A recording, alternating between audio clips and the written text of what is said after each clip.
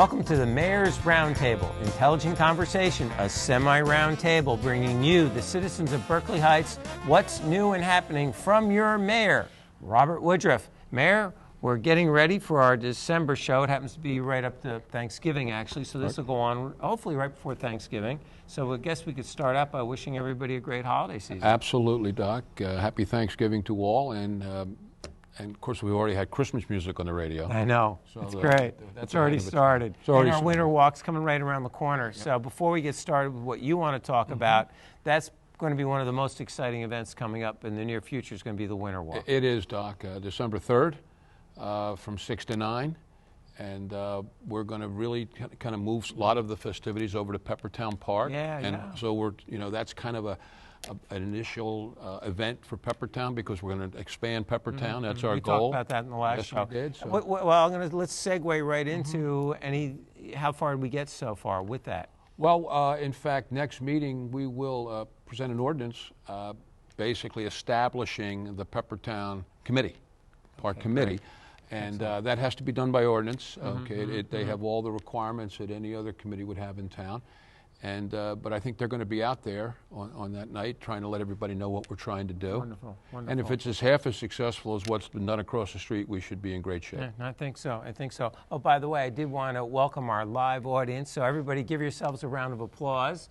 We want to thank everybody for coming out tonight. Okay. The show is filmed live at City Hall, and we're getting our live stream going and doing our best to start, at 7 o'clock on the third Thursday of every month right here in City Hall, except for next month. Because next month we're going on location, aren't we? We are, Doc, and the Rotary Club has asked us to please take our show on the road. There you go. And we are. We're going to Chimney Rock. Yep, Chimney Rock it is. And that'll be in, 12 o'clock at noon? Yeah, it's noon. We're going to do it right before their official meeting. So we're going to meet, it's going to be a lunchtime show, 12 noon on December 14th at Chimney Rock. So please, you're welcome to come. I think you may have to pay for your own lunch, though. We'll see what we can do. You're more than welcome to come for the show, but that should be fun. And we've been encouraging businesses to underwrite the show and invite us over for that. And this is the first person who's accepted, so I think it's going to be great. Looking forward to that. Tonight, Doc, we've got back for maybe his third or fourth appearance. Oh, really? John Basicolo. Oh, John hasn't thanks been for with us. introducing him for me. Well, I want to let you know what we're doing tonight. But we've got a couple things that I kind of want to clean up from the last meeting we had. Okay. I concluded the last roundtable referencing our field situation. Since then, Council President Kingsley and myself have met with representatives of the Board of Education. This was a scheduled meeting. Okay. This is the second time we've done it in a hope that both of our entities can work together for shared services and so on and so forth. And the fields were a significant topic, and both Gene and myself were very pleased with our discussions with the board members. Oh, and nice. I think we're going to, they're going to have representatives on what we are putting together as a field committee. So we think we've got everybody involved.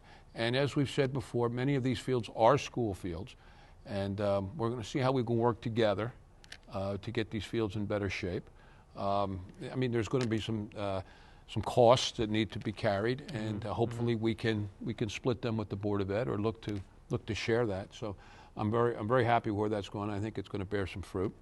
Well, you say there's school fields, yet the school budget's underneath the municipality, right? Well, no, they don't. They have their own budget. Yeah, but the money comes from the Well, the money comes from us. All right, so when I say us, I mean we collect the taxes, and then on a quarterly basis, we give them about the total of 56 cents on every dollar, which we've discussed before. So we can't tell them what the budget, only the citizens can, and they can do that through, through the vote and through whatever goes on. So when you say they're school fields, they are basically in charge of managing them?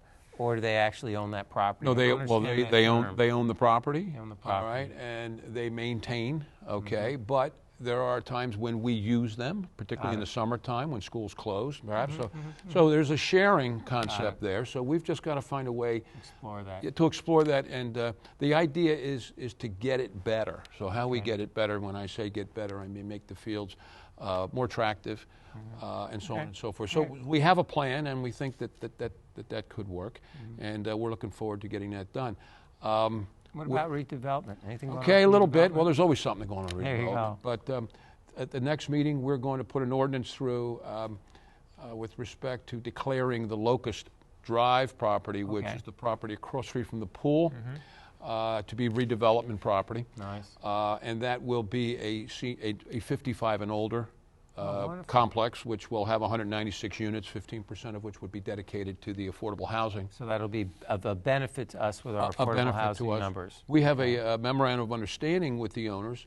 We're trying to just kind of firm up a final contract. Once that's done, then they're ready to go. Good to go. They're good to go. So, and then there's a few other things. Mr. Pasicolo is going to talk a little bit about Phase 1 tonight, which on the redevelopment with respect to this property, and that has to do with the salt dome. And that's got to be moved first. That's got to be first, and John will explain, how that works. How that works. I mentioned it at the last meeting, but John's going to reference that. We also are looking at another issue in town. Most of the people in town probably have a knowledge. We have a lot of little paths in town. We have over 2 miles of paths that connect like schools to other streets, and they kind of wind through woods and things. We have a little over 2 miles of it. Our DPW, they're not in great repair. They're not in great repair. So what we're going to try and do is we're going to try and repair. There's 22 of them.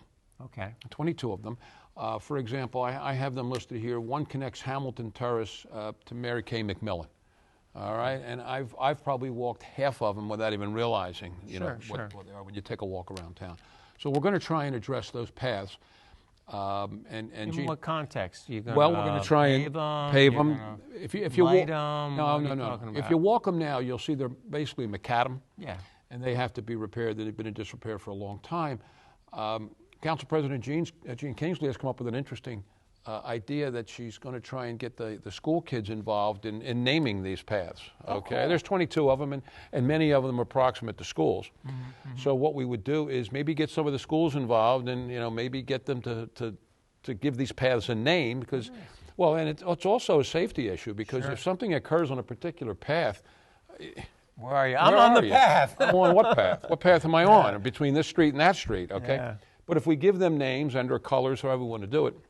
So I think, so Ms. Kingsley's all fired up about that. Good, so we'll let her. Well, I hope she's going to make sure it matches with the beautification committee's, theme downtown, right? Yeah, no, that's true. That's true. And we also spoke to the Board of Ed about some other shared service possibility, particularly with maintenance. Okay, because we have a lot of areas where they're our property abuts their property, and it just doesn't make sense. Okay, if we're doing it, we might as well go and maybe cut another half acre if it's possible, and vice versa. If they're doing something, only blow the leaves so far. And then leave so the leaves, it doesn't make any sense. So we think we're working in the proper direction there, and again, the ultimate goal is to cut costs. Yeah. All right, to be more efficient with what we do. And I think that's we're getting there. We're getting there. What about the cleaning the roads, the sweeper? How's the sweeper making out? Sweeper's doing well, and I know it's doing well because nobody is complaining. Okay. All right? And I know nobody's complaining because Mr. Pasicolo would tell me if anybody was complaining. So I think we've got a plan down. I think that people know that their streets are going to get done in a certain timely fashion. Okay, wonderful. And we kind of go, through districts and so on and so forth. So that's been pretty good. We're at the beginning, and John's going to speak to this, the early stages of our budget process already. Oh boy, that's and always, it is, and the budget process is twofold. You have the capital, and you have your operating expenses. Capital are the expensive items that you see, the trucks and so on and so forth. And the operating is that which just has to be done to keep it going from day to day. Pay salaries, buy chairs, buy paper clips, and whatever we have to do. So John's going to talk a little bit about the budget process and how we go about it. We've modified our budget process quite a bit in the last couple of years. And I think to the benefit of the process itself, we have placed a lot of responsibility on our various department heads. Okay. And our CFO, Mike Marceau, and John, both basically, put their feet to the fire with respect to what they need. So John's going to speak to that a little bit. Good. So he's going to update us on that. Mr. Pasicolo is going to talk about that. He's going to talk about phase 1 of the redevelopment and kind of let us know where we're going for 2017. This is kind of like a primer show. You got it, Doc. All right, well, we're going to take a short break, and when we come back, we'll bring on John Pasicolo. Okay. I'm Dr. Donald DeFabio with Mayor Robert Woodruff, and it's the Mayor's Roundtable. We'll be right back. Everybody knows Tom Barton, Recreation Director right here in Berkeley Heights. And what's exciting is the great relationship that the Recreation Department has with the municipal departments as well as with the Board of Ed and the schools. Tom, we have the Winter Walk coming up. Originally, that started as a stepping stone off of the Recreation Department's tree lighting, correct? Tree lighting, yes. Yep. We have Santa come to town on December 3rd. We start in the morning right here in Town Hall. You can see some of the decorations are starting to go up. And Santa arrives here at 10 a.m., comes in on a horse and wagon. We have some elves assisting him, and GL sends us a little small band to play some carols outside as the crowd grows. And then we have a great setup up on the dais for Santa. With a chair, and everyone that comes gets to spend time with him, with the kids. We take pictures for them if the family wants. It's a little more family-friendly environment here than going to the mall, and certainly a lot more reasonable. And then while Santa's in here visiting with all the children and the families, the horse and wagon will take small rides around the area for people while they wait. Sometimes the lines are a little long over the 3 hours that Santa's here. Yeah. That is really excellent. Now, that's been going on for a long time, and then afterwards, Santa does the tree lighting, correct? Tree lighting, yeah. We give him a little break in the afternoon, and then we come back around 5 o'clock, and we light the holiday tree for the township. This year it'll be over in Peppertown Park for the first time. All the renovations that were done, the great work done across the street at Veterans Memorial Park with the new tree. That will be lit for the town, but it won't be the site of the tree lighting because we're trying to do a lot more things in Peppertown Park, planning for the future, and it also will help us lead into the Winter Walk for all the businesses, which are truly on that side of the tracks. So we're going to light a tree. Santa's going to come in a fire truck like he usually does. The fire department does a great job helping us there. So he'll probably come in around 5:15 or 5:30, and he loves to work the crowd on his way up to where the mayor is to greet him. And then we'll do the countdown, light the holiday tree for the town, which will be over in Peppertown Park. And then thankfully our friends from Garden State Fireworks again have donated a fireworks show for us that lasts 5-10 minutes. So they'll shoot that off, and then it'll be right around 6 o'clock, and it'll be time for the Winter Walk to start.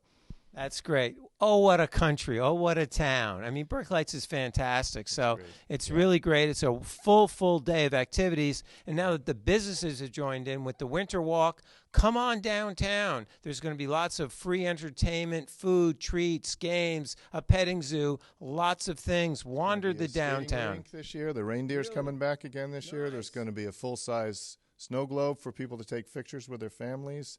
And again, all the businesses along Springfield Avenue and Sherman Avenue will have things outside for the people and showing off what they do for all of us with their businesses. And it's a great night. Last year was super successful, and we want to build on that, and hopefully it'll be even better this year with the help of all the businesses. Well, thanks, Tom. We really appreciate all your work with the Recreation Commission and getting all this going and rolling it into the Winter Walk with the businesses. Thank you very much for your time, and have a wonderful holiday season. Thank you, Doc.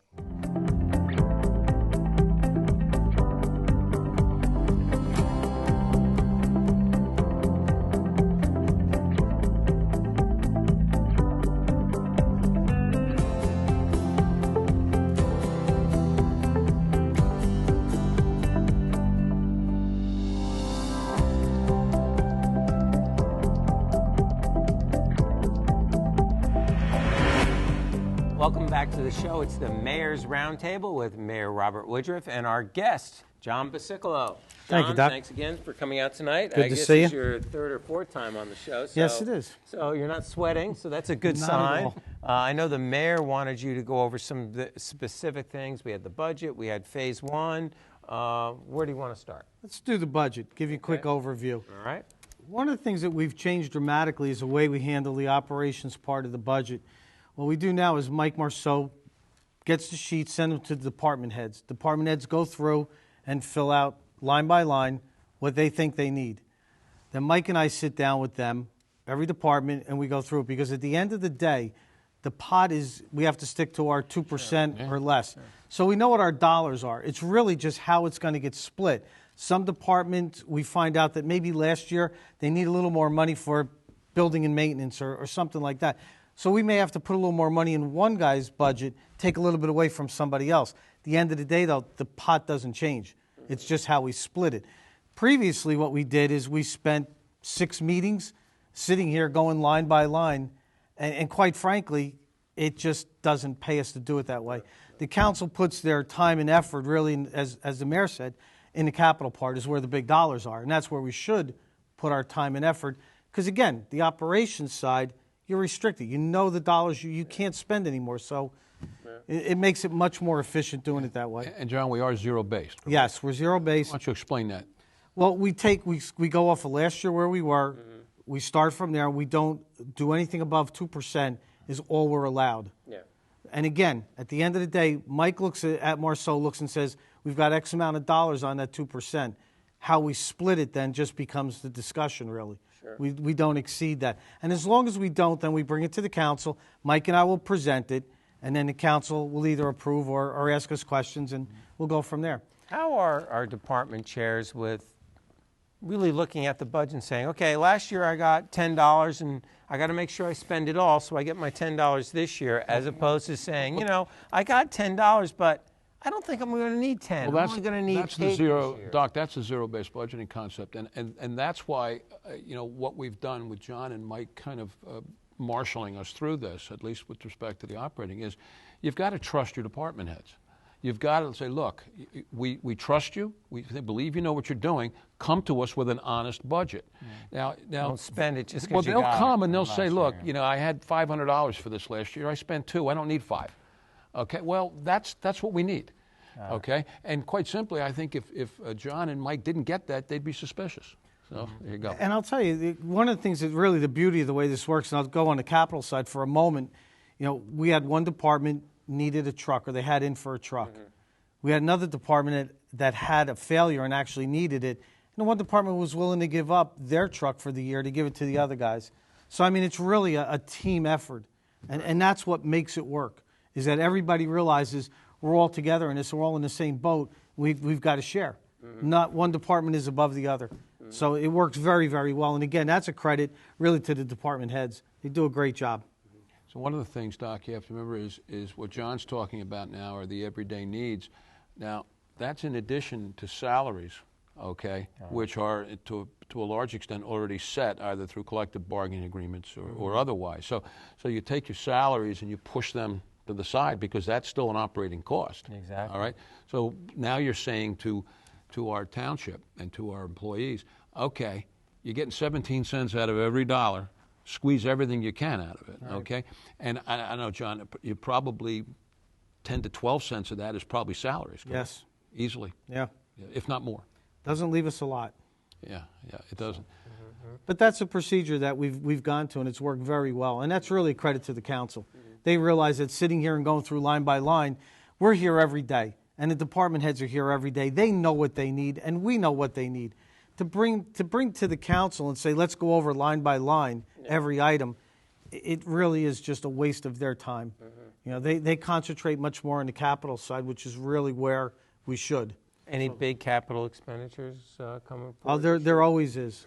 You know, unfortunately, when you're running, you know, you look at our vehicles, for instance, if you look at them visually, unfortunately, our departments keep their vehicles looking like brand new.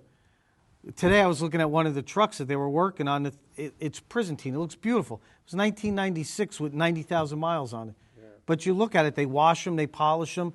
Sometimes it's to their detriment that they look so good. Yeah. So really we have to start looking at a long-range plan, how old these vehicles are, how many miles, and what do we need for the next 5 years, and mapping it out. So again, it's not a wish list. We go by what you really need, and that's the key. Doc, one of the issues is, for example, the police cars. Okay. I think it was an agreement by all the council, all the elected officials, John and everybody involved. We had a certain type of vehicle. That vehicle basically was inefficient. Okay. So we're kind of moving towards the the station wagon, I use an old term here, okay, the station wagon kind of vehicle, the SUVs. And we sit with the chief will come in and say, look, well, how are we going to turn this over? Well, at the same time, we said to ourselves, do we have too many police cars? Yeah. Okay, because you got to insure them. Okay. Now, people don't realize that when our officers are doing what's called trust work, that is, they're out on the street doing traffic, let's say for PSG&G. Okay, we have to take a car there. Okay, now PSG is paying for that car to sit there.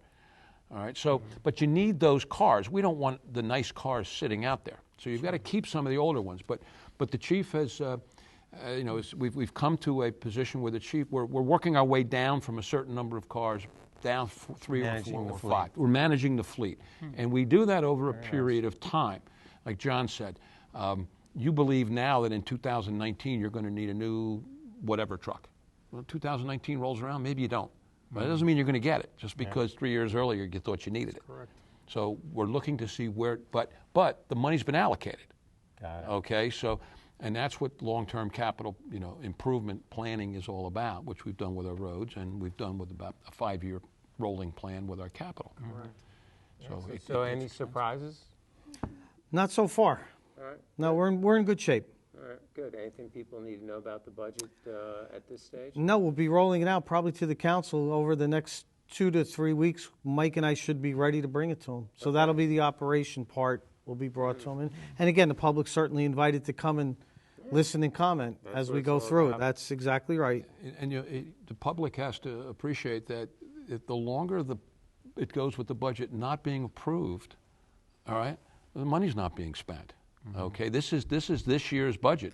Okay, well, for 2017. Right. Okay, so if you don't pass your budget to June, well, then you're not able to allocate funds. Yeah, until exactly. then. Okay, so it causes problems. It's not a good thing, and I really like what we've done, and it's a credit to Mike and John and all the department heads because they realize that it benefits everybody to get it done. And like John said, personally, I don't have the knowledge as to what's going on in a particular department, and anybody else who sits up here as a councilman doesn't have it either. Yeah. All right, so I would defer to the people that we hire to do the job. And they're doing a good job of it, so that's good. Works out very well. Yep. So now we're moving forward with phase 1 of the redevelopment. Phase 1. Is that for real? Yeah. So what does that mean, and when's the shovel in the ground? Let's get. Let me give you a quick overview where we are. So far, we're going to move the salt dome, and I don't know if you can see this. Maybe we could take it afterwards. Our salt dome is actually going to be moved down to the DPW area from where it currently is, right out back here. So it's going to be moved down all the way to the back corner. In order to do that, we had to complete a survey of the property. We did an LOI. We've had the land, the EPA has come in, or DEP has come in. We've figured out where the wetlands are, et cetera, et cetera. So all that's been mapped out. Okay. What we're looking at is we're looking at an 82-foot round salt dome. Okay. That's going to hold almost 3,000 tons of salt. Currently, our dome holds about 1,400 tons. So we're double the size. Yeah. Okay. Okay. What it is, it'll be a 6-foot-high wall, reinforced rebar, concrete, and then the dome on top of it. The beauty with that is we had a meeting with the people that manufacture these. They come in on a Thursday, set up the forms, pour the wall. Monday, they come back and take the forms down and start putting the dome up. So in about a 2-week period, the dome is actually done. Now we have to put down 8 inches of stone first and 4 inches of asphalt for the flooring. But that we'll have to do probably. We also want to move our brine and our calcium chloride I was going to ask you that. also in that location so that everything is in one place. Construction costs, the estimates are being prepared. I'll give you a quick, this is where we currently are, and this can change a little. I know we want to try to move this forward even faster, but construction costs should be done by December 1st. We're figuring sometime in December, January, hopefully we'll have the bond ordinance done for the allocation of the funds. We also whole redevelopment, or just for at least for the salt dome. We want to make sure that's what I'm focusing on at the moment. We want to try to get this phase going. Got it. Also in December and January, the construction drawings should be done for the salt dome. February, legal advertisement and the public bids will go out. That's 4 weeks. In March, the bid openings, bid will be awarded. And April, we're counting on starting construction. By the end of the month, the salt dome should be done. Once that occurs, Then we'll take down the old salt dome, but not until. So the goal is to get rid of all the salt in the current dome. That is correct. Build the new dome, and then refill it with new salt, not have any salt laying around. That is correct. Okay. And one of the things, Doc, is as we move forward, one of the things we have to do for the overall redevelopment of this land, okay, of our new township building, is retain an architect.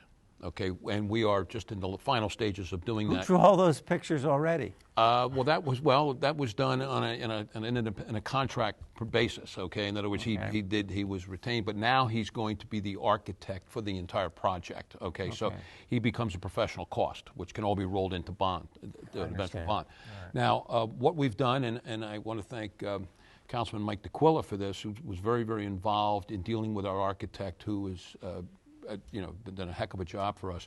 We have split up his contract, his agreement, that he gets paid, proportionally in sections, which may enable us to not have to borrow as much initial money to pay him early on. Okay. Now we can do it two ways. We could bond for that, or we can put it into next year's 2017 budget.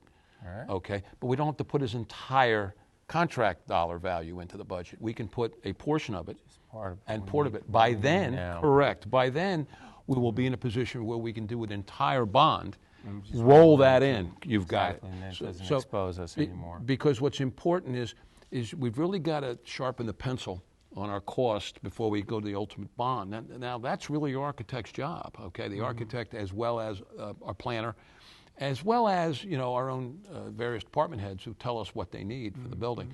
So that's got to get done. So we really need our leadership in place. We've got the parties, okay? We just need them to be legally bound, and us to be bound to them, and then to be bound to us. So the budget for the redevelopment, as we look at that, that's something that you're going to be overseeing as well, or is that another committee? No, that'll probably fall under Mike and I also. Yeah, okay, all right. One of the biggest things, I just wanted to add one thing, as the mayor was alluding to, one of the biggest things we face, like on the Salt Dome, is you need to figure out your traffic pattern and your flow, get trucks in and trucks out. It's not just simply plopping the dome down and saying, okay, we're ready to go. We have to figure out how much room do we need for a truck to turn around, somebody to be able to deliver, load the trucks quickly in the winter to get them out on the road. So it's a lot more involved than it looks like on paper a lot of times.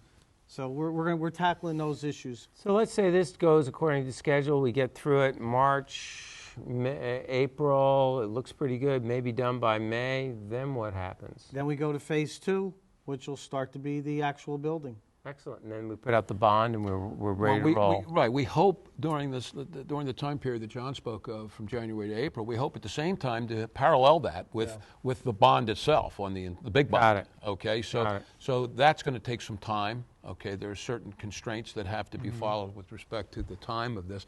So hopefully that can be running along the same time, and then we can get that bond passed, or rather get that bond and roll this in. Excellent, excellent. A lot's going on in the administrator's office. Anything else you want to share with the residents on this live streaming show? No, I would ask them to come to the council meetings, and we give a report every council meeting on what's going on in all the various departments. And I think it would be great if we just got some more residents to come out. Well, I'd love to see them. Well, we love seeing them here. So again, that's the Mayor's Roundtable. Once again, give yourselves a round of applause for our live audience.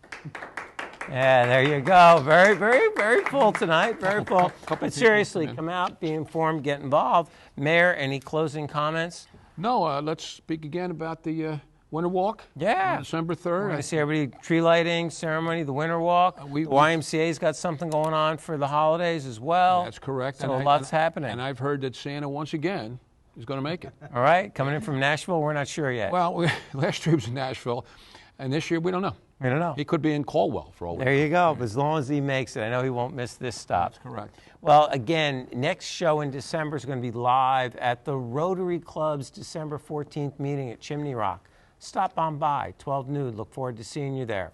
For Mayor Robert Woodruff and John Pasicolo, Council Administrator, I'm Dr. Donald DeFabio. Thanks for tuning in, and we look forward to seeing you at the next show. Have a good evening.